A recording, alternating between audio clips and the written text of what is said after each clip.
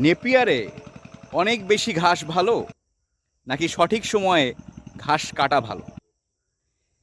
নেপিয়ারের বয়স যখন 40 থেকে 45 দিন থাকে সেই সময় ঘাস কাটার উত্তম সময়, এবং সেই সময় ঘাসে ক্রুড প্রোটিনের পরিমাণ থাকে 28%-এর বেশি।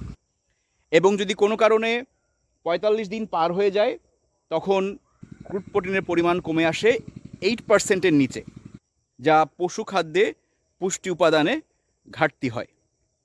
তাছাড়া নেপিয়ারের বয়স বেশি হয়ে গেলে এর কাণ্ড মোটা হয় এবং সেখানে আঁশ বেশি হয়। আঁশ বেশি হওয়ার কারণে পশুর যে হজম প্রক্রিয়া সেখানে ব্যাঘাত হয়। পশুর হজম প্রক্রিয়ায় ব্যাঘাত হলে ওর ওভারঅল প্রোডাকশনে ব্যাঘাত হয়।